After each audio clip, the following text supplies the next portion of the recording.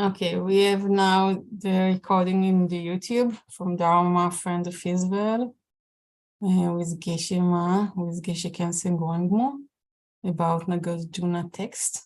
So it will be lovely. And we will wait for Geshe to join us, and then I will make another record. So if you need to listen to the record, so it's immediately in the cloud. It's immediately in the YouTube. So there is no problem. And if you want to, all the records are with the date. So it's no problem to see or to look for recording that you didn't have or you lose or something. So Okay, no problem. Thank you. I mute my microphone. Okay, thank you.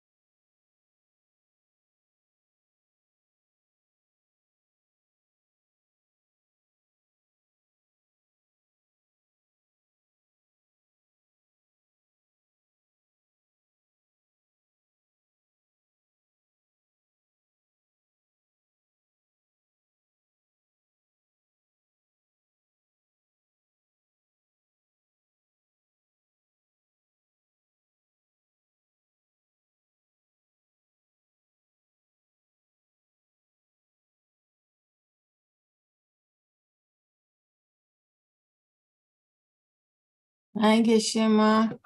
Hi. Thank you for Dalit. joining us. Thank Sure. you for teaching us.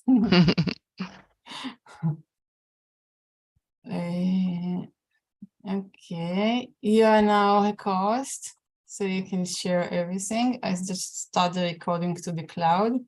Okay, great. Okay. All right. So I guess we can start. Yes, very good. All right, so make sure you're comfortable. And then let's start by focusing on the breath, just being mindful of the present moment.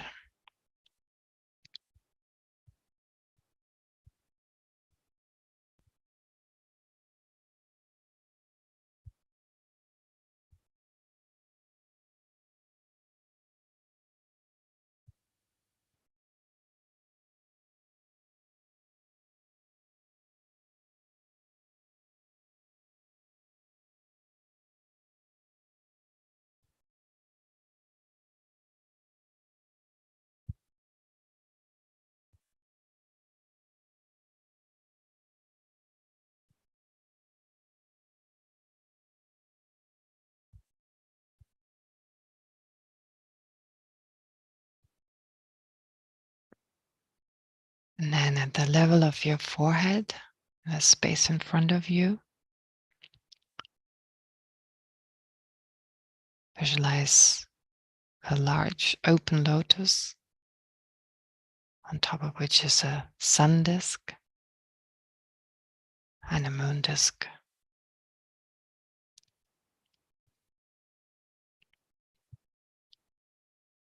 And on top of these is your own spiritual teacher, your own Lama,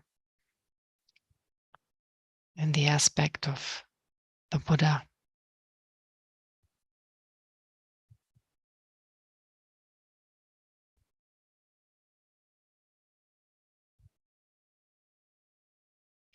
With a body made of pure light,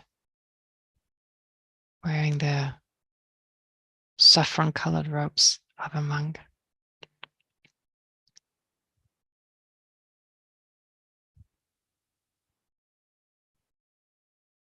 He's seated in the full lotus posture,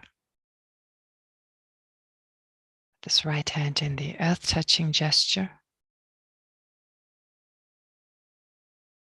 and his left hand resting in his lap in the meditation gesture, holding a begging bowl.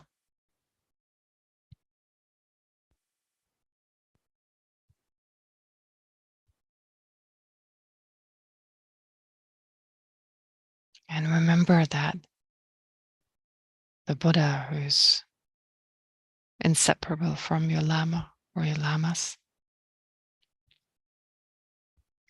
is an embodiment of all the qualities we ourselves can attain.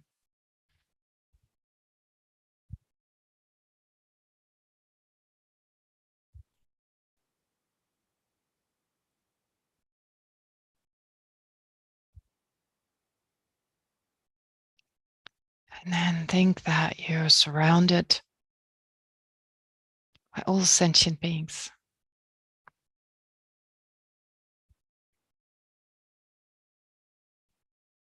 Quietly seated wherever there's some space.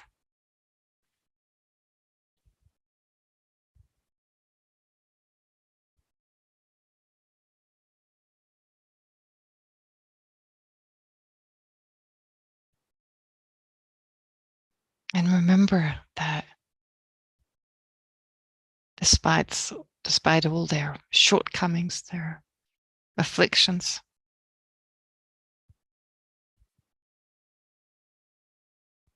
their mind is just as pure as that of the Buddha.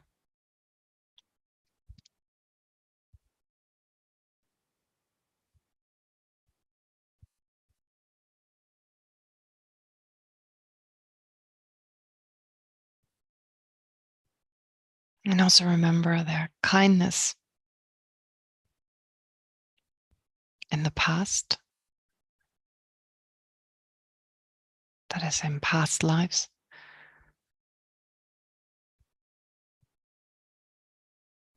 When they were extremely close to us.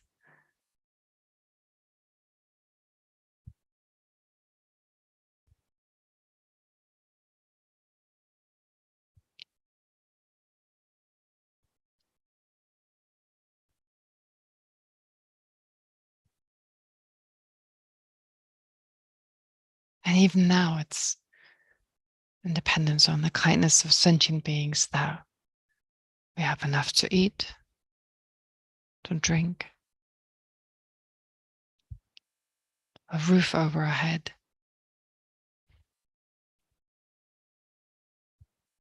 can read and write, and so forth.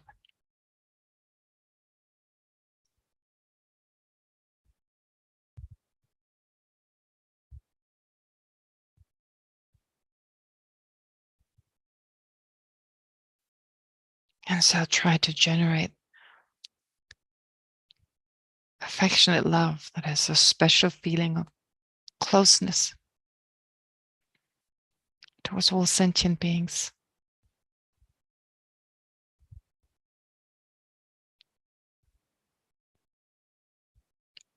A sense of them being a part of me.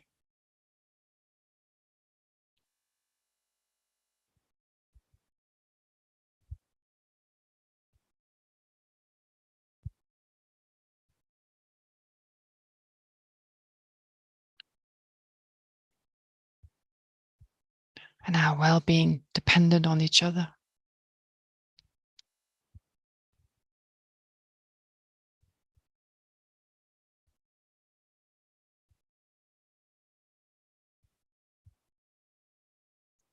And then remember the unbearable suffering sentient beings are going through right now.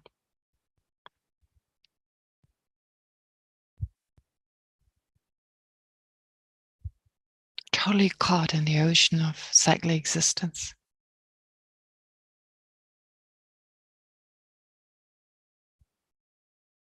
And generate great compassion. The aspiration not only for all sentient beings to be free from suffering and its causes, but the aspiration, may I be able to help sentient beings overcome suffering and its causes.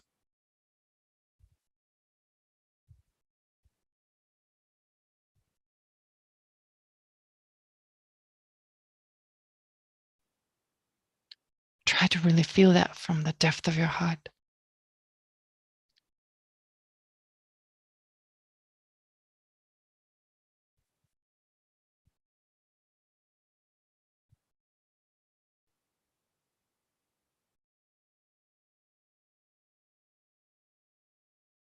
And then let this aspiration grow stronger. Give way to a special attitude, a special altruistic attitude that is determined to do whatever is necessary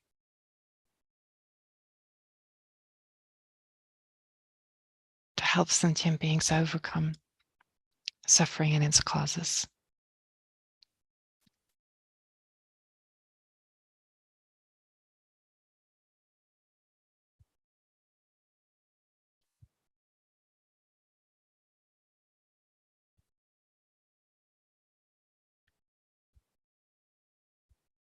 But remembering that we can only do so effectively once we become a Buddha. Generate the mind of enlightenment that aspires or is even determined to become fully enlightened for the welfare of each and every sentient being.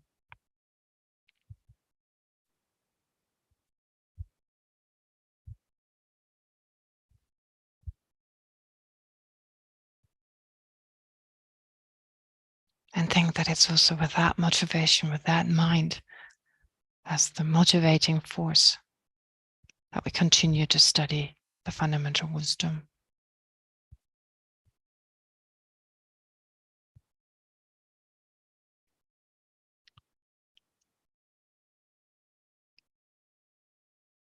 Then let's take refuge and generate bodhicitta again through the prayer.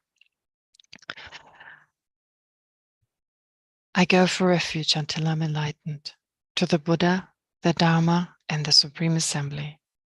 By the accumulation of merits, of practicing generosity and so forth, may I become a Buddha to benefit all sentient beings. I go for refuge until I'm enlightened, to the Buddha, the Dharma, and the Supreme Assembly. By the accumulation of merits, of practicing generosity and so forth, may I become a Buddha to benefit all sentient beings. I go for refuge until I'm enlightened, to the Buddha, the Dharma, and the Supreme Assembly. By the accumulation of merits, of practicing generosity and so forth, may I become a Buddha to benefit all sentient beings.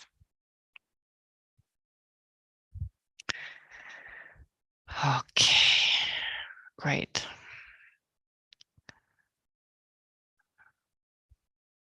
All right. Now, hopefully my connection won't be a problem this time. I got a fiber connection this time, which should hold up actually, and I got a backup battery. I've tested it and it works. So yeah, anyway, let's see whether that's actually true.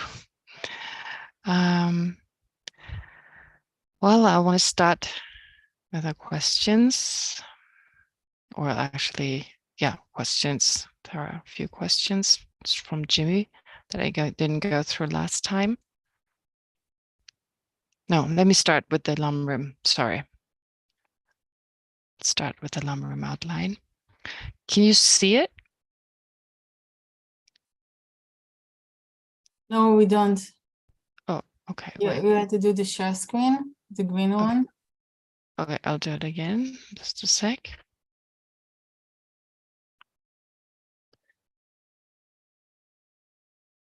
Okay. Where's the Lamrim outline here? Can you see it now? Yes, we do. Thank you. Good. Okay, great. All right. So last time I already spoke about the importance of bringing the Lamrim together, the different subjects that I'm going through every week, to bring it together with what we study. So first of all, well, right now we're talking about this unsatisfactory existence, or the suffering of cyclic existence. So in that context, our unsatisfactory experiences. I went through the 6 types of sufferings before, the 3 types, and today I'll talk about the 8 types. So to remember, of course, birth, aging, sickness, and death, which wouldn't be as bad if it was just for one lifetime, but the fact that we have to experience those over and over again. Now, if you have a hard time with rebirth, that may be harder to do, but at least to allow the possibility that if there is reincarnation, well, I'll be born over and over again. I'll be born as a helpless baby, having to learn from scratch how to walk, how to talk, how to eat. I have to go to school, learn to read and write. And then as I grow older, I start aging, I get sick. Well, I may get sick even when I'm younger, and eventually I die. And then I'll do it all over again. So to just think of all the hardships we've gone through in this life, and then to remember, well, we'll do it this life, but if we don't make an effort to become liberated, to attain liberation, or even enlightenment, well, we'll continue on we endlessly continue on to experience birth, aging, sickness, and death. So we won't have time to go into great details on that, but if you really take the time to think, what was it like as a baby, as a toddler, as a young child, as a teenager, all the different problems, the challenges, the suffering, the anxiety, and so forth, and to think, if we don't make an effort, we'll experience it again and again and again. But not just that. So within one lifetime, these 4 stages are basically a given, except, well, sickness. Maybe there are few individuals who don't get sick. But other than that, birth, aging, sickness, and death are definitely part of everyone's life. And then, of course, being parted from what you like, meeting with what you don't like. So time and again, we want this, but we don't get what we want. Then we experience things we don't like. So that's all part of the human experience. I mean, if you go through a whole day, like just review today, for instance, how many times throughout today were we parted, were we separated from what we like, didn't get what we like, or we encountered that which we don't like, and then we didn't get what we like, not obtaining what we like. So just to go through a single day, and of course, as human beings, our situation is so much better than the situation of animals or other forms of existence. And even as humans, I guess we could say that we're pretty fortunate. We have the freedom to study the Dharma, we have a computer, we have the facilities that enable us to practice, study, and so forth. So how many humans don't have those opportunities? So to think about that as well. But even, and I mean, think about this in the context of, well, in this life, things may be looking good and I have a lot of opportunities, but what about the future? I don't know what lies ahead and what the future brings. So to reflect on that, not obtaining what we like, and basically having the last of those 8 having contaminated physical and mental aggregates. As long as we have these contaminated aggregates, in particular, the mental aggregates, in particular, a mind that, driven by the misapprehension of reality, induces self-cherishing, well, there's no way we can ever be truly happy. Even if there are no greater sufferings, such as the ones here, being parted from what we like, meeting with what we don't like. I mean, not in a kind of serious form that leads to great suffering. Even in that case, still, total peace and happiness just cannot arise. Cannot arise because there's always that sense of foreboding. Something is going to happen to me, to mine, that which is mine. And if we go through the day, the way I talked about it earlier, I just kind of let the whole day kind of review the whole day from morning until now.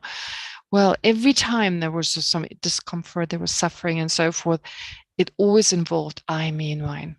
So without that sense of I, mine, me, suffering wouldn't arise.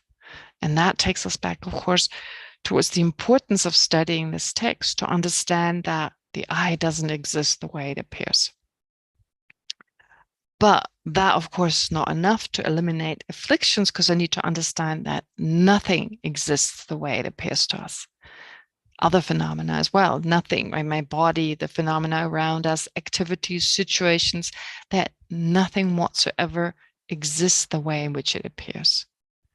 So in that way, understanding that these unsatisfactory experiences we have as human beings, to go through them, to reflect on them, to give it some time.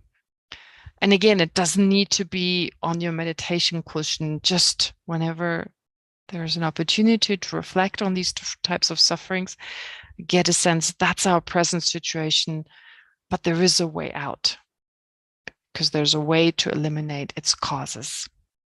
Okay. So that should suffice in terms of the Lamrim. That should be enough.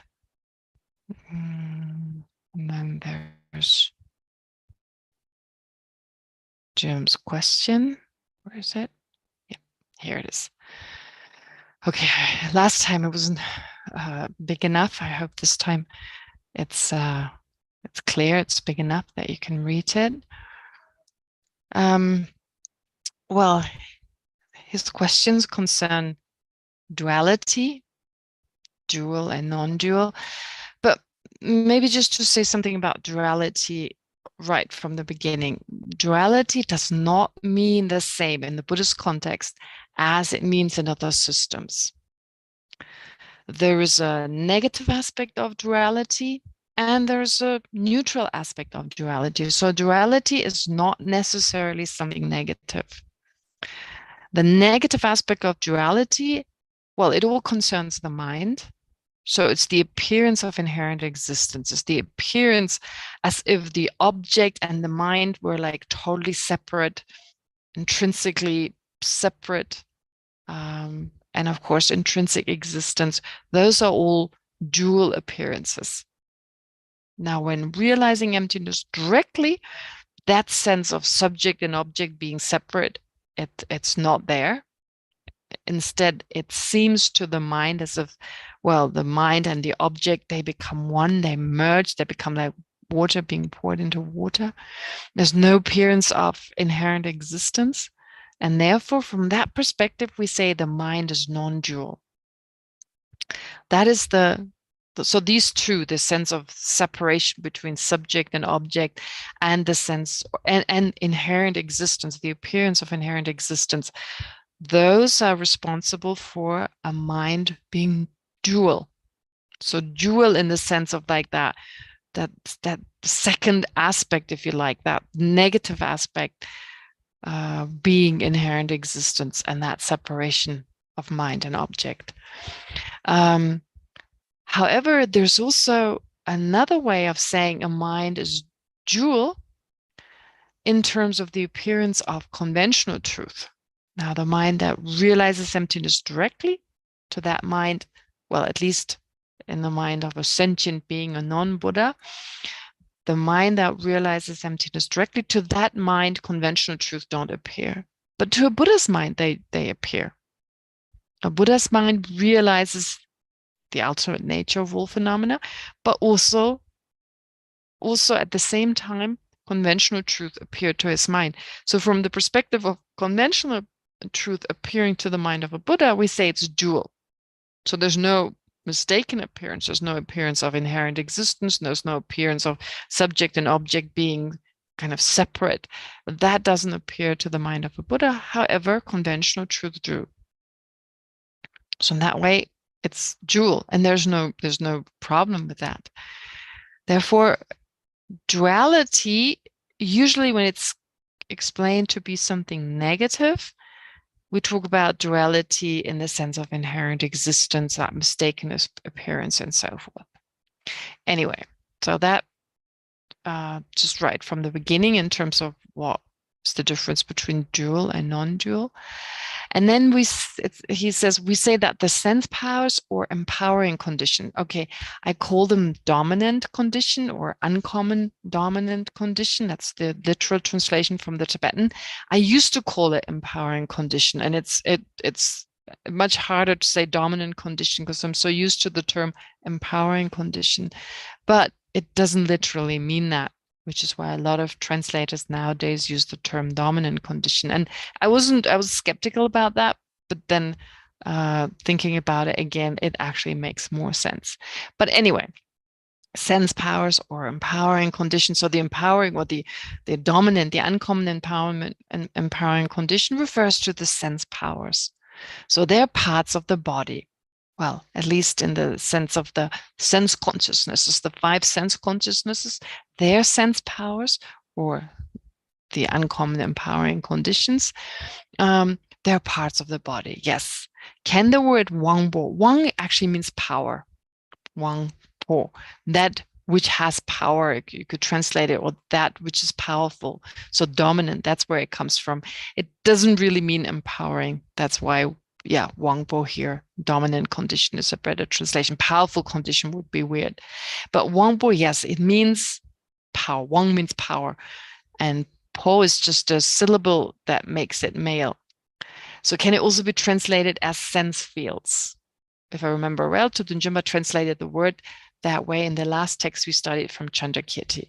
Well, actually, no, it's a different word altogether in Tibetan.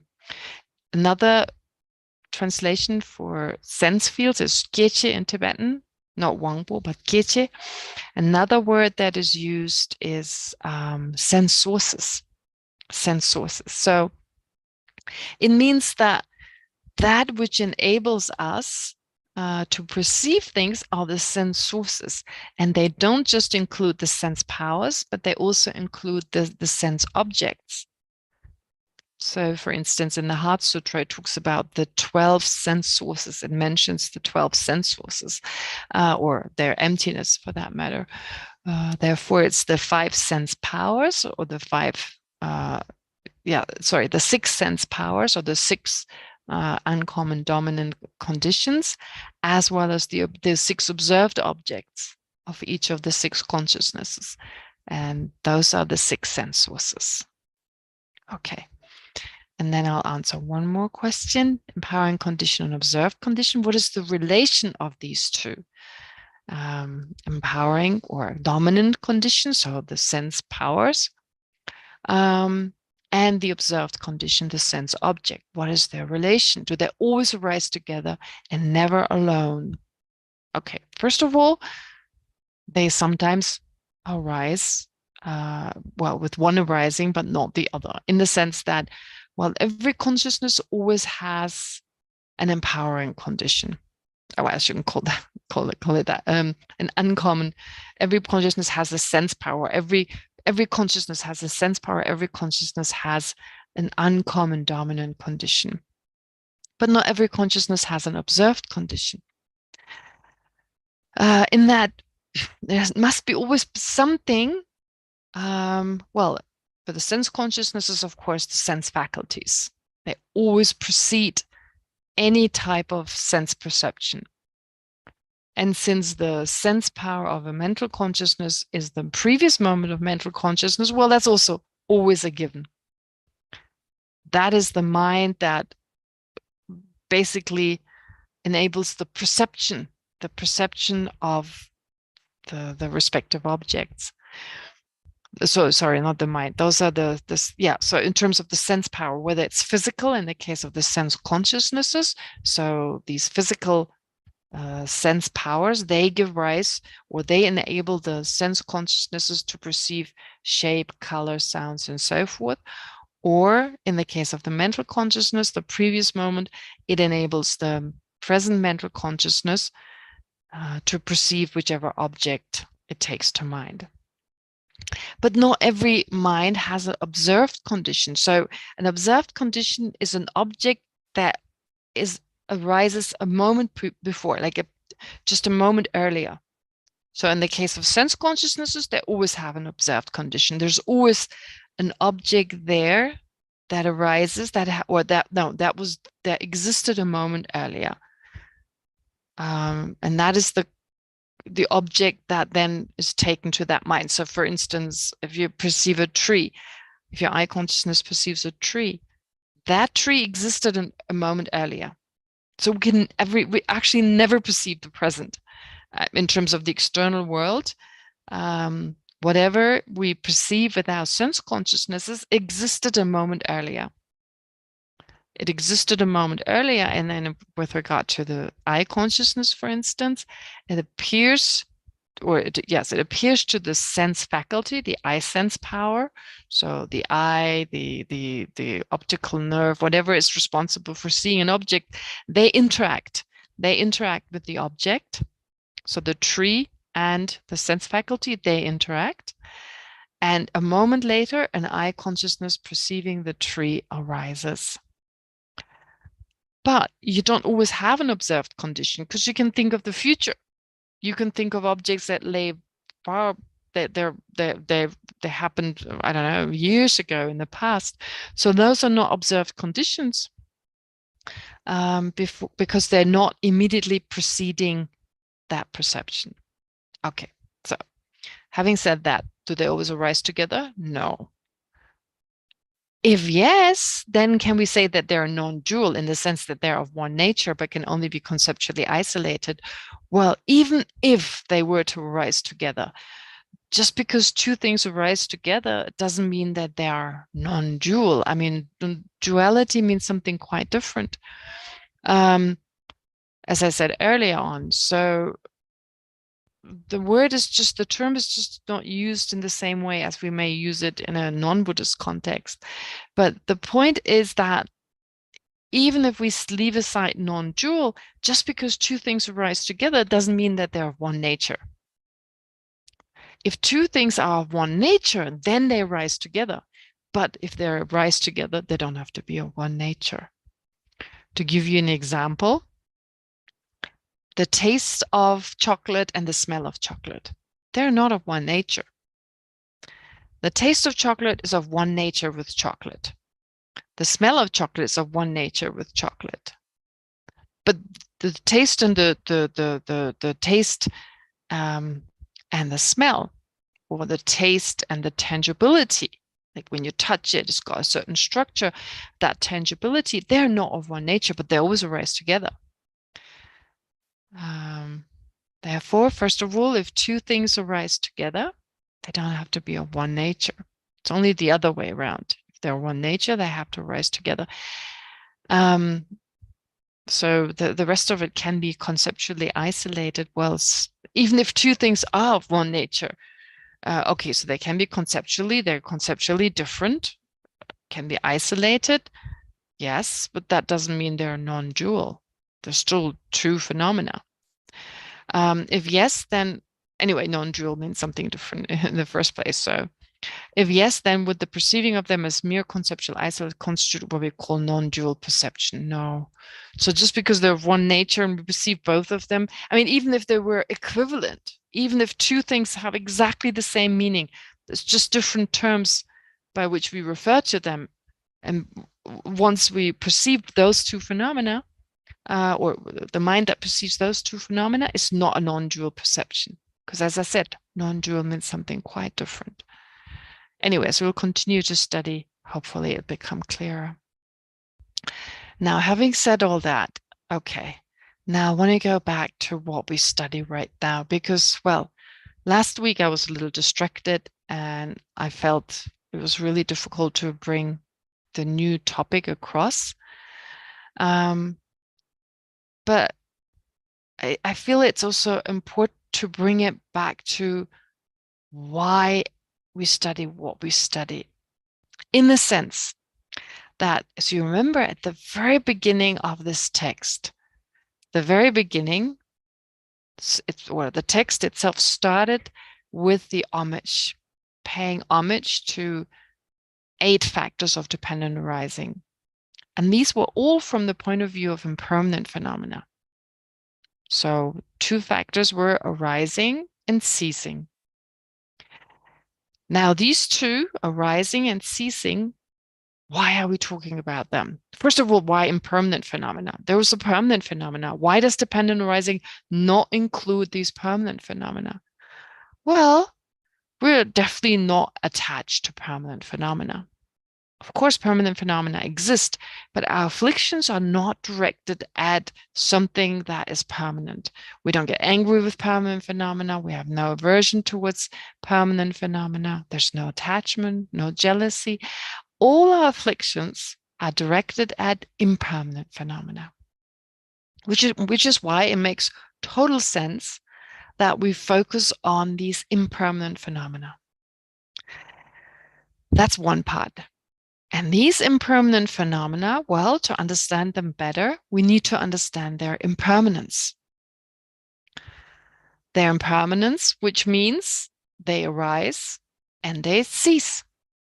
Arising, ceasing, which is just another way of saying coming into existence, independence on causes and conditions, and going out of existence, independence on causes and conditions. That's what arise and cease means. Now, if we consider that just from the point of view of our own life, we come into existence, we go out of existence. Well, it's extremely helpful, of course, especially the second part, which is concerned with death, our own death, to reflect on our own death. So arising,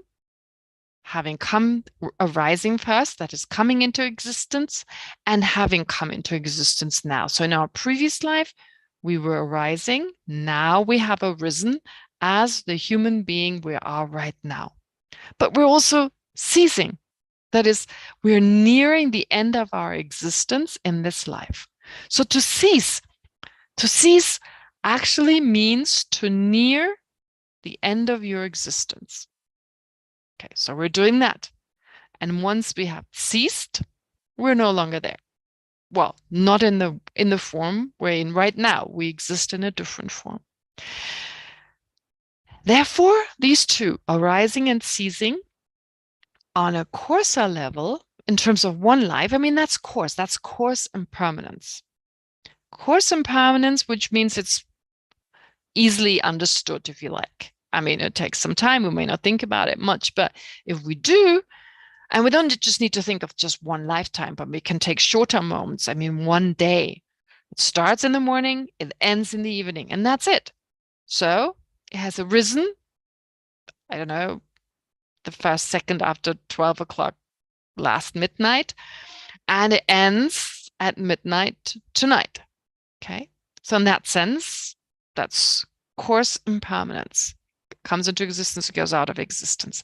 But that, of course, it's effective. It's good to understand that there is coarse impermanence, that no day is the same. Every day comes to an end. Every month comes to an end. All this is very helpful, but even more helpful than understanding coarse impermanence is understanding subtle impermanence.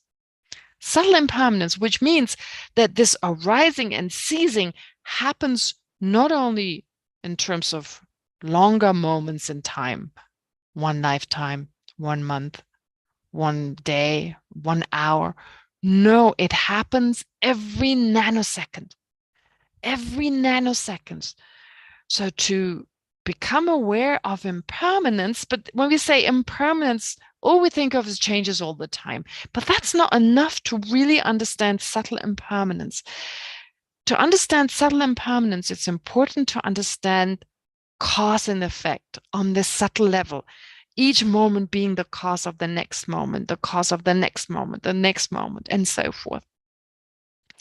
And understanding that each of these moments consists of ceasing, abiding, or well, let's leave abiding aside for the time being. Ceasing and arising, arising and ceasing, arising and ceasing. First, it arises at the time of its cause, and then when it has arisen, it's ceasing, just to give way to something else. Again, first arising, ceasing, and so forth. So, in that way, subtle impermanence. In that way, we ourselves, from moment to moment, we're ceasing, we're rising, we're ceasing, we're arising, we're ceasing. And the words are really complicated. It's a little complicated to be able to know what to apply, which word, which term to apply to what. But if you get used to it a little bit, and I've tried with some of the drawings and the explanations, and if you give it some time and you think about it, at some point it becomes pretty clear. So therefore, just from the point of view of understanding subtle impermanence, things are changing. And they change, of course, in dependence on causes and conditions. And these causes and conditions are what preceded these situations, these phenomena, whatever they are. So they're preceded by causes and conditions. And during the time of these causes and conditions, they were arising. The effects were arising. So right now, our future rebirth, our future existence, for instance, is arising. Our future existence is arising while we are ceasing. Now, when we understand these ideas, so arising points towards the cause of something, ceasing points towards the result of something, and then you have abiding, which points towards the existence of something. Now, we've already heard having arisen, abiding, and ceasing happen all at the same time. It would be easier if it were arising, ceasing, and abiding if they happened all at the same time. That would be easier. It's easier to remember. And oftentimes in books, I've seen translations, I've seen explanations. There are mistakes in them because the authors write that these three happen at the same time, but actually they don't. First, you have arising that precedes having arisen, abiding, and ceasing. Those happen all at the same time. So as I said, arising points at the causes and conditions. So we label having arisen points at the causes and conditions. In other words, it's saying that a phenomena has come into existence in dependence on causes and conditions. Then abiding is pointing out that although the sub-moments of this particular phenomenon, although they change all the time, but for the duration of this object, it continues to be called that object, even though if each moment is different. And then ceasing is saying, well, it's nearing the end of its existence. It's nearing the time when it has given rise to its effect, when it has ceased and it no longer exists. All right. So you see how impermanence brought together with causes and conditions, how those two combined, they are explained by way of using these actions: arising, abiding, and ceasing. Or I should say arising, abiding, and ceasing, because arising happens first and then there's abiding and ceasing. All right. Now, when I say those are explained from the point of view of causes and conditions, well, it's not complete in that sense, because when we talk about something having arisen, for instance, let's say a sprout, it's the classic example. In the next verse, actually, it continues by way of talking about consciousness. So the verse we're still studying, it continues to use this example, but before long we'll have other examples. Like I said, mind will be the next example. But anyway, for now, let's take the example of the sprout, the first moment of the sprout. When we say it has arisen, we're saying that that points at its causes and conditions. Now, if we look at the causes and conditions, we don't say that the causes and conditions are arising. We say they are producing the sprout. We're saying at the time of the causes and conditions of the sprout. So I better give you something visual. Somehow I'm no longer. Okay, wait, let me share.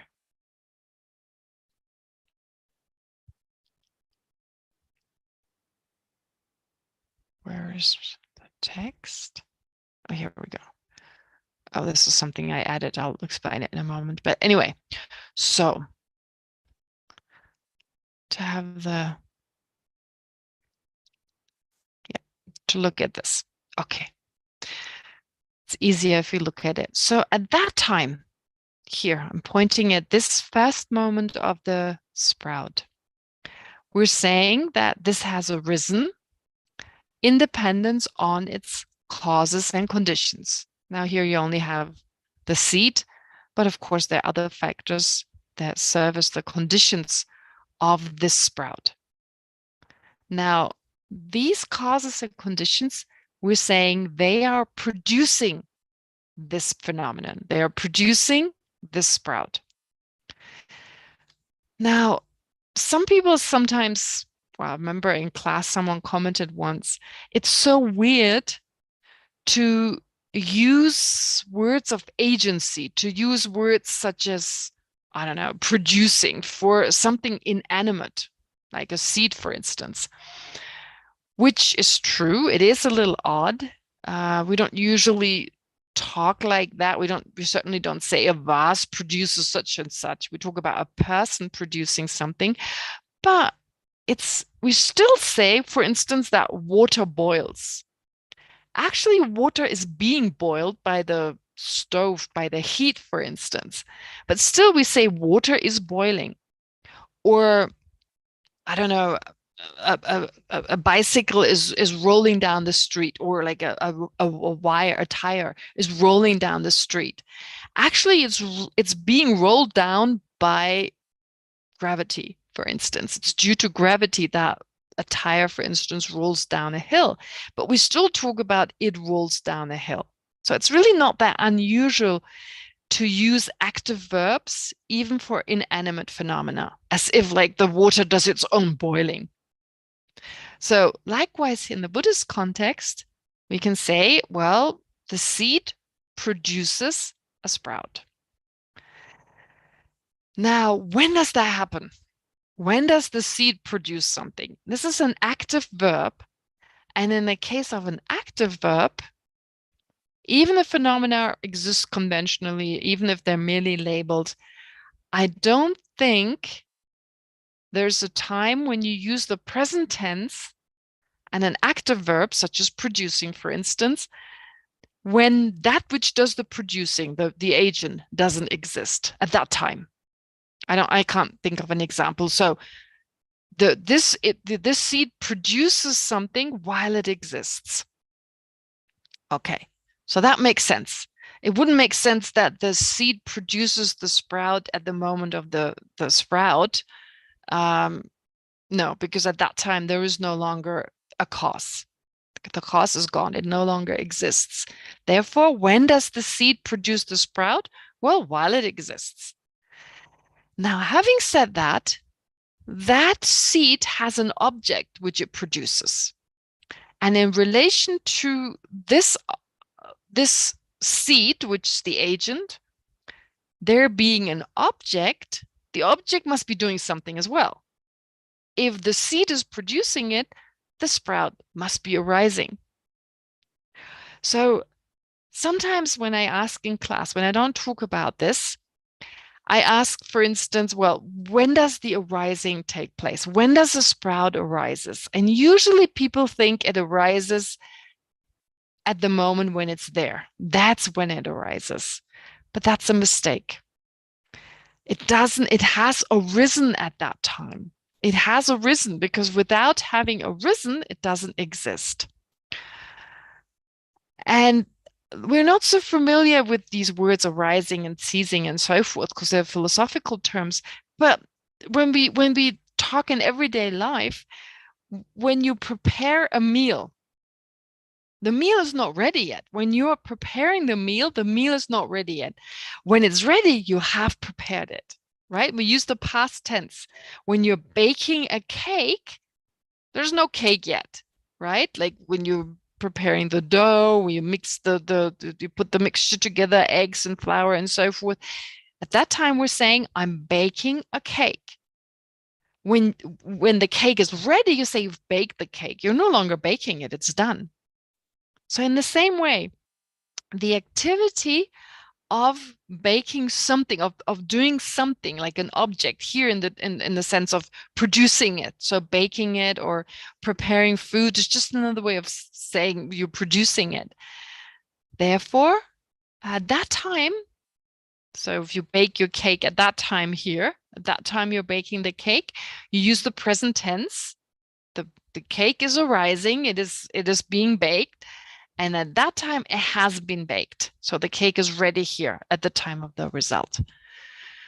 So I think it's important to remember that the arising takes place at a time when the object doesn't exist, which is slightly odd.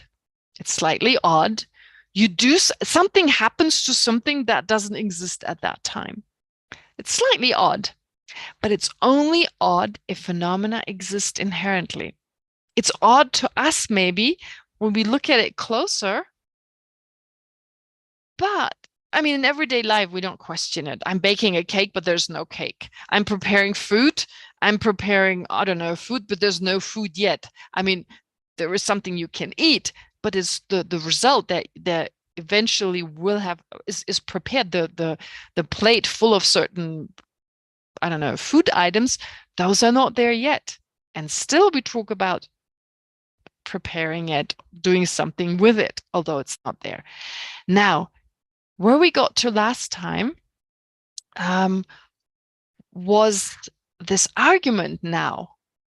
Having, first of all, dealt with arising, and of course, what Nagarjuna mainly talks about, what he explicitly talks about, is the emptiness of arising, of ceasing, and so forth. However, in that context, it's also explained what conventionally it refers to. And as I said early on, although we don't think about it much, it's extremely important to think about it in the context of subtle impermanence. To understand that everything is a continuum, one moment arising, giving the next rise to the next moment, arising, and at the same time also abiding, ceasing, and this constant change. So something coming into existence, remaining, and at the same time also nearing the end of its existence, and then the next, and the next, and the next. And if you really think of every situation there is, and go through these three: arising, ceasing, abiding, arising, ceasing, abiding. Use these activities or these actions, these real activities, actions. So if you go through this, you get a good sense of the impermanence, the subtle impermanence of anything you think of, but also in relation to causes and conditions that give rise to it. So that is said to be an extremely effective way, of course, to work with anger, to work with attachment, just from that perspective. But here we're mainly interested in working with emptiness, with the ultimate nature of phenomena. So take any aspect of it you want. I mean, the conventional aspect, as I said, it's very much related to subtle impermanence. Subtle impermanence in turn, of course, also helps to better understand emptiness. If we understand subtle impermanence, we have a much better sense there's nothing concrete and solid there. If things are constantly changing, if they're constantly nearing the end of their existence, and if we say they abide just because we still call them the same, although they change moment by moment, and if while something is ceasing, is nearing its end of existence, something else is already in the process of coming into existence, we get a much better sense of, wow, this constant change, and that there's really nothing concrete. So in general, we definitely get that sense. And it's important to take some time to think about this, to reflect on this. But then bringing it to the level of emptiness. So having understood what I just said, if we reflect on it, I think I mentioned it last time. So when we reflect on it just on a conventional level, due to our habitual tendency to perceive phenomena to exist inherently, therefore, what happens is that once we understand, okay, arising, ceasing, abiding, we understand these ideas, we have some, I don't know, inner picture of these. I mean, I think it was Varda last time, she said it's very hard. There's no real picture to arising, abiding, and so forth, but we can still understand what it means. So once we have that, our mind automatically holds on to something very concrete, very substantial, inherent existence, in other words. That's just the tendency of our mind. And as part of our study of the Dharma, our reflection on the Dharma, and our meditation on the Dharma, of course, we need to reflect on the Lamrim topics other than emptiness, of course, but a huge part of our practice needs to be emptiness, because otherwise we're just reinforcing our sense of inherent existence. So when we study the Dharma, we learn these concepts such as arising, ceasing, abiding, subtle impermanence, and so forth. Before long, you hold on to their inherent existence. And to not reinforce this time and again, it is so important to take some time to now reflect on arising. How does it appear to my mind? Now, something else that is really important, studying this. We have a tendency when we study Prasangika to put on the Prasangika head. I'm a Prasangika person. I'm going to think like a Prasangika person. So it seems when I say arising and I'm saying, does it appear inherently to your mind? Most people answer, well, no, it's merely labeled. We answer without really understanding that it still appears to our mind to exist inherently. We answer instead the way we think we should answer. And I mean, rationally, we with a rational kind of mind, we do think, oh yeah, it has been labeled. But there's a gap between our mind that is very much affected by our emotions and our rational mind. So, of course, throughout the day, we don't think so much about arising and ceasing and so forth. So it's the I that appears inherently, the friend, I don't know, whatever, situations and so forth. These all appear inherently. And it's not flower pots, and it's, well, unless it's a beautiful flower pot and a beautiful seed, what have you. But it's definitely not arising and ceasing and abiding and so forth. However, although that's not the case, it's important to keep in mind these awarenesses that very much hold on to inherent existence, and check whether you can get a sense that given the situation, we would also hold on to inherent existence of arising and so forth.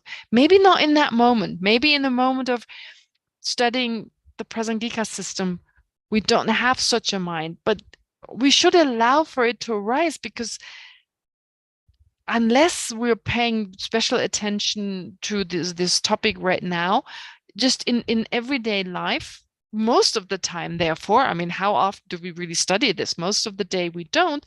There be a sense of the inherent existence of that. And we need to get in touch with that. For lack of a better word, it's like or a better term, like we need to get in touch with that. So to get a sense, yes, if I think about it long enough, I definitely have a sense of arising being something very concrete, a concrete activity. Ceasing is a concrete activity, abiding is a concrete activity, and kind of allow yourself to become aware of your sense of these of this particular way of seeing things. I don't know whether I can bring it across in the right way, but yeah, like what I'm saying, it's like oftentimes when I teach a class, and the problem here in this class, I just taught the Heart Sutra and Tushita, and I saw people. It makes it so difficult after these 10 days of seeing people all the time, being able to read their faces, and there's this interaction going back to Zoom. So right now I don't see any of you, I just see the screen with pots and drawings of pots and stuff. But anyway, so I can't really get a sense of how you feel about it. But usually when I ask in the context of teaching emptiness, does it seem to exist from its own side? People say no, it seems to be merely labeled, because they put on the head of the Prasangika school and try to think exactly in those terms, but forgetting their own sense of inherent existence. And that's what we need to tap into. That's what we need to recognize. That's why these kachik in Tibetan, what do you call it? Some philosopher debating with Nagarjuna. So they're called, in Tibetan, is kachik. Kachik means someone, or like someone objecting, a person objecting. So they're always someone objecting. That is so helpful, because you try to put yourself into the shoes of the objector, not into the shoes of Nagarjuna. Well, slowly. But the first step is, you see the way these texts are structured. Someone says, someone objects, and Nagarjuna answers. Someone objects, and Nagarjuna answers. Someone has this view, and Nagarjuna answers. So you first put yourself into the shoes of the someone. Try to understand where they're coming from. Otherwise, it's like, what do I care what wrong view they have, right? I want to hear what Nagarjuna's got to say. So a lot of people get bored with all these objections. So what we learn to do as part of our study is to understand these objections in order to recognize within ourselves that we hold these views. It's not about understanding the Mimamsakas or the Shravakas. It's not learning about non-Buddhist schools just to be able to know them. I mean, it's not important. The non-Buddhist views and Buddhist views as well that are presented here, that are presented in not just in this text, but in other texts, they are presented not in order to understand these views, or just for the sake of understanding, but for the sake of recognizing these views within ourselves. So understanding them to then recognize, oh, to a certain degree, I hold that view, but we're not aware of it. I mean, throughout our day, there is no limit to the wrong views we can have.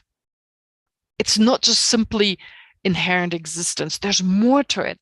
We have so many contradictory views. And as I said, the masters who put together these texts, they recognize that, and they pick these different non-Buddhist and Buddhist views, knowing that these are all views that we have as well. So helping us to identify them within ourselves by learning about them in a text. Does that make sense? Okay. All right. I can still see one or two people, so nodding helps. All right. But if you don't understand, of course, please say so. All right. So I just wanted to stress this again. Yes, please. Yes, go ahead. On this topic, so when you ask the question, at what moment does the sprout actually arise? Mm-hmm. And I was thinking about that, and also like, at what moment does the sprout, stop abiding? Mm-hmm. And it seems like you cannot really answer that question. Like, there is no precise moment. It's just like you said, it's just moment to moment change, and we just pick a moment and we say, just for helpfulness, oh yeah, the sprout has arisen and it's ripe now and you can eat it. Yes, you're absolutely right. Yeah. You remember? Okay. Yes, you absolutely remember. I gave you this handout before we started the text. There's a handout on emptiness and dependent arising. And again, you had all these pots there. I put the pots there. And in there, I also talked about it's impossible to posit the exact moment when something has arisen, the exact moment when it goes out of existence and so forth, because each moment can be subdivided endlessly. Totally, you're totally right. What you're doing is you're engaging in ultimate analysis. When we just lay back without engaging in ultimate analysis, we say, oh yeah, there's a pot, there's a first moment, a second moment. Yes, the last moment gives rise to the next moment and so forth. Makes perfect sense. But when we start looking into these moments, like what is arising? What exactly is it? We don't find any arising. We don't find an object that is arising. We don't find a moment. And that is saying we're moving from the conventional existence to the ultimate existence. So without analyzing, phenomena exist. When analyzing, they start to disappear. But our problem is when not analyzing, we don't just perceive things as conventionally existent, we perceive them as inherently existent. And then when we start analyzing and things disappear, we're totally surprised. How's that possible? Right? We're like, wow, why? It was there a moment ago, and suddenly, so every time you look closer, whichever way you look closer in that particular way of looking closer, which is called ultimate analysis, every time things start to disappear. Why? Because their ultimate nature is emptiness. So right now, what we're doing, so what you just did was great in terms of each moment. You're absolutely right. But Nagarjuna hasn't reached that point yet. What he's looking at is these activities, these actions, arising, ceasing, and so forth. Do they exist inherently? And some would say yes. Okay, so having given all that instructions, maybe it was necessary to say that, but like I said, I cannot read I cannot read you the way I could when you're right there to get a sense it's understood or not understood. So I thought maybe say a little bit too much better than too little, and in the end it's not clear. So now, yes, please. You know, you also said something about it's important to understand subtle impermanence in terms of cause and effect. Yes. And then you said something like, you know, we say that the causes and conditions are changing, but it's not enough to understand that. And then I kind of missed something. Okay. I can go back and listen. I will listen to the recording again, and then next week I will ask the question. All right. No, that's okay. I mean, like, let me just repeat what I remember I said. So when we think of subtle impermanence, we just think of change moment by moment. And that's good. That's great to know that. But in terms of, well, just simply living our daily life, wanting to have experiences that we like, I mean, wanting to experience situations we like and of trying to avoid situations we don't like. From that point of view, of course, it's extremely important to understand subtle impermanence in connections with causes and conditions, right? So I haven't said that early on, but I just remember that this is also a part of this. So in order not to become attached, to understand, of course, things are changing all the time. And also it's helpful in terms of understanding emptiness. Yes, but also in terms of understanding, well, cause and effect being the backbone of Buddhism, really. So cause and effect in the sense that I don't want to have certain experiences. Therefore, if arising, abiding, and ceasing happen all the time, well, they happen all in connection or in dependence on causes and conditions. So arising happens in dependence on causes and conditions. Abiding happens in dependence on causes and conditions. And so does ceasing. Something goes out of existence in dependence on causes and conditions. And so if I want to have certain experiences from moment to moment, I should know that things change all the time, and it's in my hand to create these causes and conditions. And if I want to become enlightened, well, it's not going to happen today just because I want it. I need to accumulate the causes and conditions, and that's a constant process. It's not just one solid cause, throw it in the room, that's the cause of enlightenment, I've got it, and tomorrow I'm enlightened. That is a total misunderstanding of causes and conditions. Each moment is the cause of the next moment. Each moment. So this is what I was saying. So each moment is the cause of the next moment. And when the next moment has arisen, the cause is gone. So this moment is now the cause of its next moment. And then if the next moment is there, then the previous cause is gone, but that moment is now its own, the cause of its next moment. So each moment is an effect of a previous moment and a cause of a next moment. So this needs to be understood. This relationship needs to be understood in terms of every thought we think counts, right? Every thought, it's all part of this process. So if we think, oh, it was really good today because for a minute I was good, doesn't help, because that's just a minute of all these moments that give rise to certain experiences tomorrow. Therefore, being mindful in each moment makes total sense. And to know enlightenment takes a lot of time, because I need to accumulate all these causes and conditions, which are not just causes and conditions in the bundle, but in a continuum. This giving rise to this giving rise to this, to this, to this, to this. And understanding emptiness, it needs time.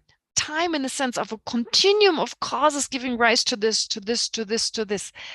And the beauty of this is that if you listen to it once, you understand something. You listen to it twice, you understand even more, and you do it more. So it's just a matter of spending more time with it. More time with it leads to better understanding. So more time means more moments, more causes, which enhance further and lead to results that become stronger and stronger. So if you understand cause and effect, and causes and conditions, and cause and effect, and arising, ceasing, and so forth better on that subtle level, a lot more makes sense in terms of how long, Buddhist practice takes on one hand, but also how it's all in our own hand, what experiences we're going to have tomorrow, what experiences we're going to have in 10 years' time, and of course in our next lives. Does that make sense? Yes. Okay. So please don't just listen to this, but also reflect on this at your own time. Listening to what I'm saying here, or reading what we read together here, that is only a tiny cause. Tiny cause. Now you need to create it into this wave of causes that lead to a huge result. And that's the work we need to do ourselves. No one can do it for us. No one can teach us this. From now, we need to get the ball rolling, if you like, right? Okay. Anyway, now I've talked about all these general things today. I apologize for that. Some of you may want to go back to the text, but I think it's so important to put it all into context and to really get a sense of the importance of that and generate a sense of enthusiasm. I don't think I've gotten you to the point when you're really enthusiastic about it, like arising and pots and seats. I don't know. So yeah, I want you to find that enthusiasm in yourself. Okay, anyway, I'll read a little bit before we do the meditation.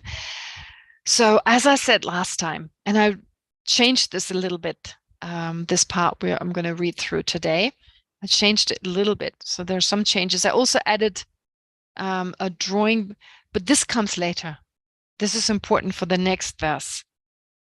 Okay, so these are the three conditions that give rise to an I consciousness, but I'm not going to go into this for now, because the verse number 4 talks a lot about how a consciousness arises and so forth. So we'll continue with seeds and sprouts. Okay. Anyway, so now, as we've heard, our mind has a natural sense when it understands that phenomena arise from a cause, to have a sense that there's inherent arising, that results inherently arise from a cause. And if that were the case, so here in the root text, it addresses exactly that. If phenomena existed inherently, if there were inherent arising of a cause, if a cause were to arise inherently, the way it appears to us.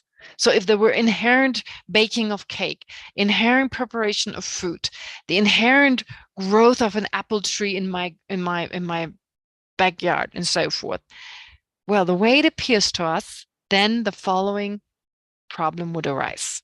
Okay, so in the root text, it mentions the word in. It's basically saying that it's impossible for a sprout to arise, for the arising of a sprout to exist inherently, because if that were the case, if there was that inherent arising, then the sprout would exist in its causes and conditions. Okay, all right, let me just go back to this here. So forget about this part. I read this last time. So the reasoning here is based on the fact that if a result such as a sprout were to arise objectively and from its own side, the sprout would exist in its own causes and conditions, because the sprout's causes and conditions are responsible for the arising of the sprout. And it would not make sense if at the time of the inherently existent arising, that which arises, that is to say, the sprout, didn't exist.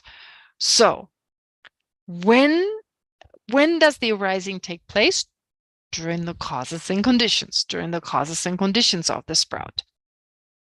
During that time. Okay, during that time. The arising happens then. So if arising existed inherently, then what is the arising of a sprout? So the sprout and the arising would exist at the same time, and they would exist in the causes and conditions of the sprout, because the causes and conditions are what is responsible for the arising. Now, this is all contradictory, of course. On one hand, we say arising exists inherently. On the other hand, we talk about causes and conditions. There's definitely a contradiction, but we're saying hypothetically, if arising existed inherently, and we would still insist that a moment later there's a sprout and so forth, well, those would be the absurdities, those would be the absurd consequences. So it's not surprising that there are a lot of contradictions once we allow inherent existence, like hypothetically say if arising existed inherently. But of course, in our daily life, there are all these contradictions anyway. We allow inherent existence to be there and still believe phenomena depend on something else. So no surprise that there's contradiction. Anyway, so going back to this. So this reasoning is based on the fact that if a result such as a sprout were to arise objectively and from its own side, the sprout would exist in its own causes and conditions, because the sprout's causes and conditions are responsible for the rising of the sprout. And it would not make sense if at the time of the inherently existent arising, that which arises, the sprout, didn't exist. The activity of inherently existent arising of the sprout could not exist. It's probably better to say the activity of inherent arising. It's less wordy. The activity of inherent arising of the sprout could not exist without the object on which it is based, namely the sprout. Okay, so yeah, like I said last time, if you have the action, the activity of arising, if you have that activity, you have that action of arising, it has to be the arising of something. Think of like a concrete arising. If that really existed, well, it could not exist without the arising of the sprout, because what kind of arising would that be? But then the sprout and the arising would have to exist at the same time. Also, if the activity of arising or the action of arising and the sprout existed objectively and from their own side, the arising and the sprout would have to be one entity, because inherently existent phenomena would not depend on entities other than themselves. So arising obviously has to depend on the sprout in this case. And if that depended on the sprout, it wouldn't make sense that since it exists inherently, the sprout doesn't exist together with it. I mean, it can't depend on something. It does depend on the sprout, but it can't depend on something other than itself because it exists inherently. Therefore, the sprout and the arising must be the same, basically, and they have to exist at the same time. So this is a drawing that I added. Just saying again, if arising existed inherently, it would absurdly follow that the sprout existed in its own causes and conditions, and thus at the time of its own arising. And of course, this does not make sense because it would mean the sprout exists prior to having arisen. Of course, doesn't make sense. So at that time, the sprout is arising because its causes and conditions are producing it. It cannot exist. Okay, so it's the rest I think I read last time. So this means that the time of the sprout is not arisen, but has come into existence is the time of its arising. Okay, all this, I think it's clear. Did I read this part last time? I don't remember. Did I read all this?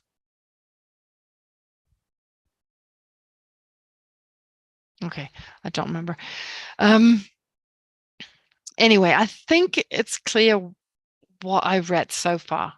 So really, it's just saying they must exist at the same time. And that, of course, can't be right. Yes.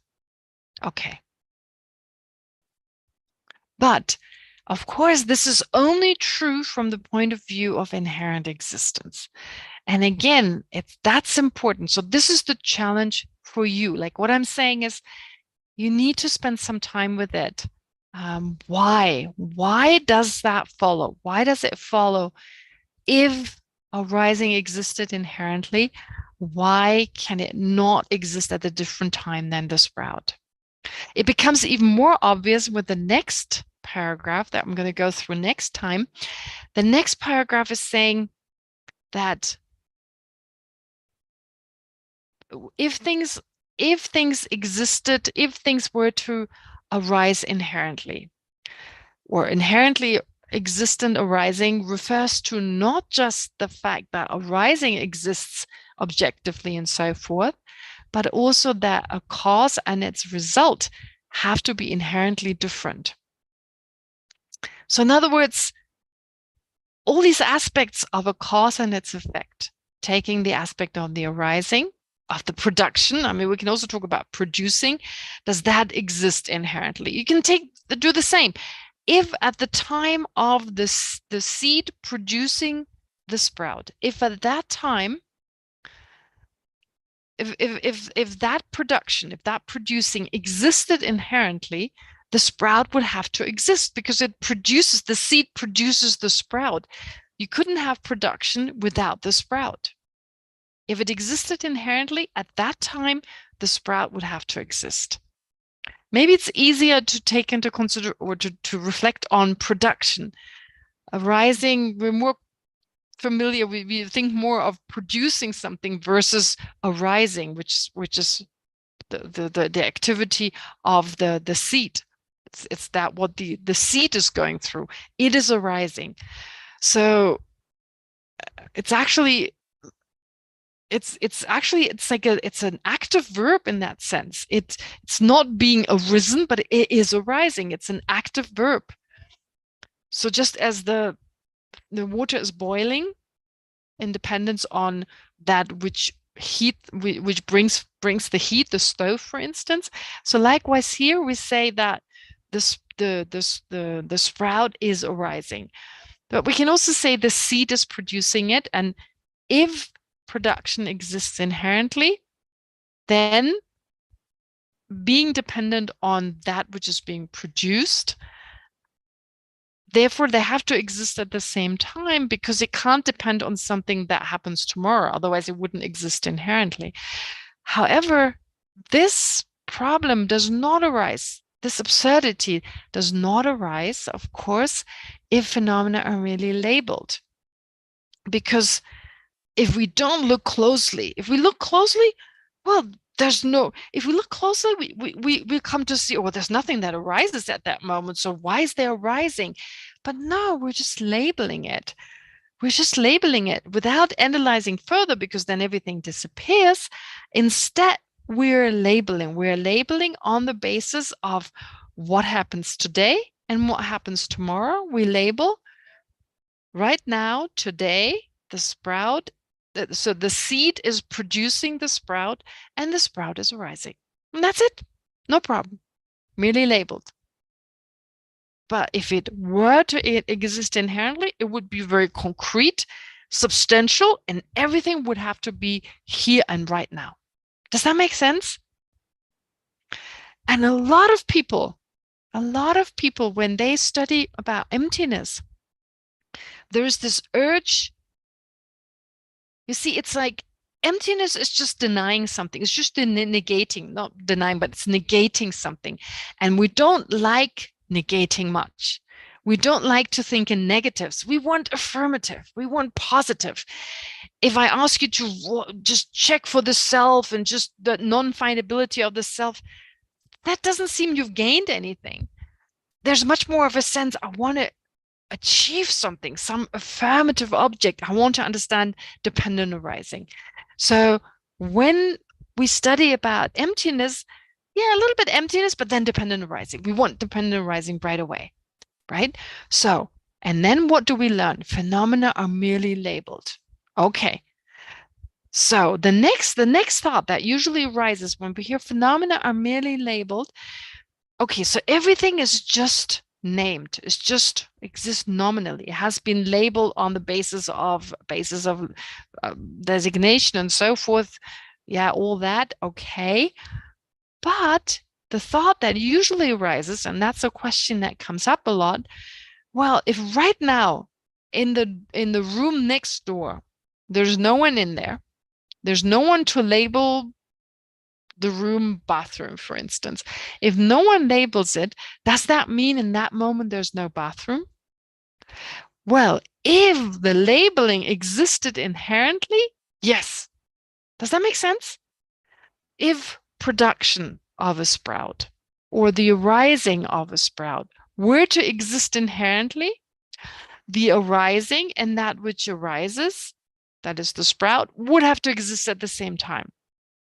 If labeling phenomena and that which is being labeled, if labeling existed inherently from its own side, if designation were to exist inherently, then that which is designated and the process of labeling would have to be simultaneous. And then, if you don't have a person next door, there's no one in that room to label the room wouldn't exist. You see? And that's the absurdity if you don't understand that the activity of labeling is also merely labeled. Merely labeled, and that which is labeled doesn't have to exist at the same time. Therefore, in order to understand dependent arising, especially the deepest level of dependent arising, which is dependence on labeling, to understand that properly, we have to also understand its emptiness. We have to understand emptiness in the first place, because otherwise we end up with these absurd notions. And I know someone who, well, now he passed away, but he used to come every year and always asked me the same question for years. This person would make a time. I have some questions about emptiness. And always we ended up talking about if there's no one to label next door, right?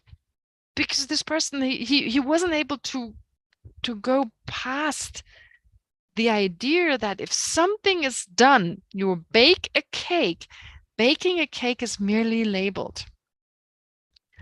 And therefore, cake and the baking don't have to happen at the same time. To take it to a more difficult idea such as labeling, phenomena are merely labeled, but they don't have to be labeled at the same time. I mean, that which is labeled, that which is being labeled and the activity of labeling don't have to happen at the same time. Okay, so I went much further than I meant to. Again, no time to meditate. I apologize. So I would like to request you to give me some feedback, because I'm a little bit at loss right now. How clear everything is I'm saying. Did I need to go through what I did today, or was that extra? Was it helpful or not?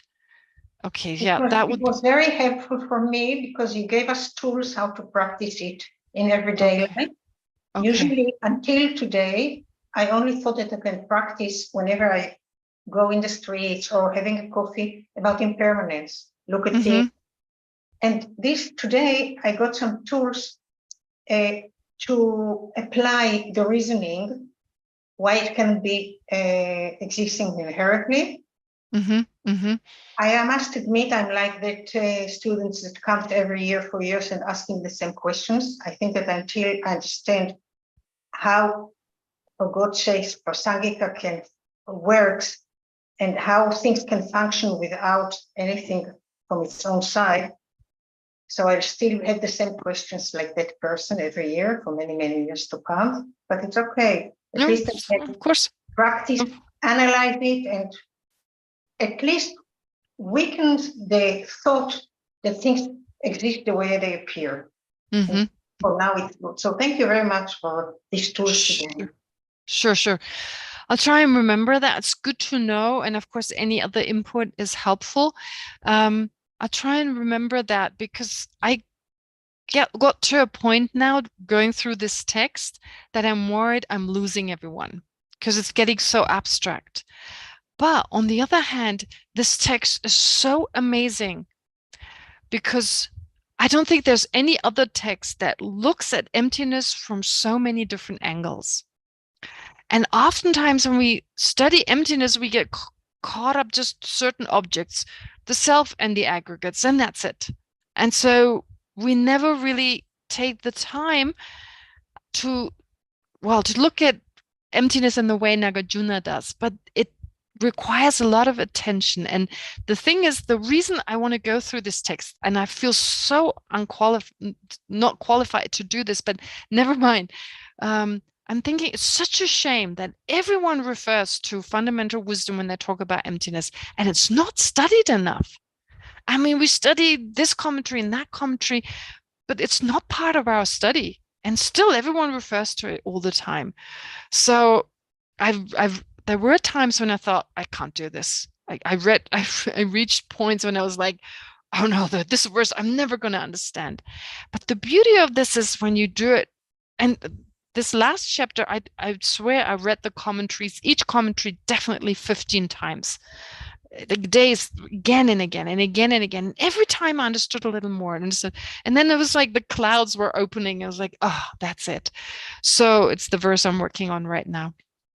Anyway, the thing is, it gets easier every time. And my sense is, of course, we will never understand it on the deepest level, but to understand a little bit, and if I can understand a little bit, then everyone can. So therefore, my hope is to go through the whole thing, however long it takes. But I don't want to lose you in the meantime. In the end, I'm just here on my own, talking to myself. Okay, so that's I really, really appreciate you giving the explanations and explaining again things like dominant conditions and object. It's so helpful to hear it over and over again. And like even today, when you were saying, every thought I think matters. Like, I mean, it's true, and I know it. But today I thought, oh my God, it really does, because of the way you were explaining like cause and effect. And I thought it really matters, my experience from moment to moment to moment. So it's so helpful. Please keep going. I'll be here as long as I'm alive. Okay. As long as I'm alive, you're not going to lose me. Okay. Thank you for taking No, I'll continue. I appreciate this very much. Sure. No, I'll definitely continue. But yeah, it's good to know that you're still with me. All right. Okay. So all that's left is to dedicate all the virtue we've accumulated today, discussing these verses. And so to dedicate them, of course, towards our own enlightenment, and not just for our own benefit, but for the benefit of all sentient beings. And in order to accomplish that, since it's so important to be guided by our lamas who live the Dharma, who live emptiness and so forth, let's dedicate our virtue also towards the long life of His Holiness the Dalai Lama and all other great masters. May they have a long and healthy life and continue to guide us. And of course, may our virtue also make a difference right here and right now, due to causes and conditions, due to impermanence arising, ceasing, and so forth. May this virtue affect the people around us, those who are sick, like Geshe Punsok, Tali Lubin, may they get better, even if it's just a little improvement.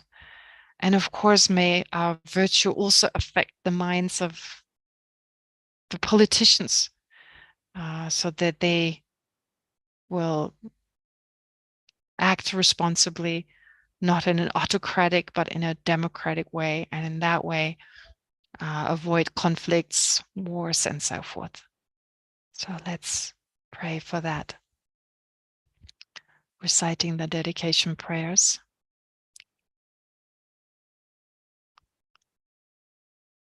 Through these merits or these virtuous actions, may I quickly attain the state of a Guru Buddha and lead all living beings without exception into that enlightened state.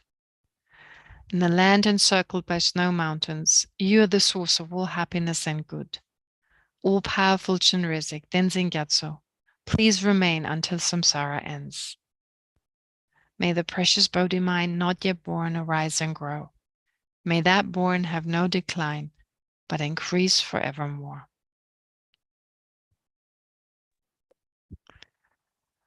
Okay, thank you very much. Don't forget the Lamrim, suffering. And then I see you next week. Thank you, Geshe-ma. Thank you, Geshe-ma. Geshe-ma, Good thank you night. so much. Thank you, Bye. Gandhi. Thank you, Bye-bye. everyone. Bye. Thanks a lot.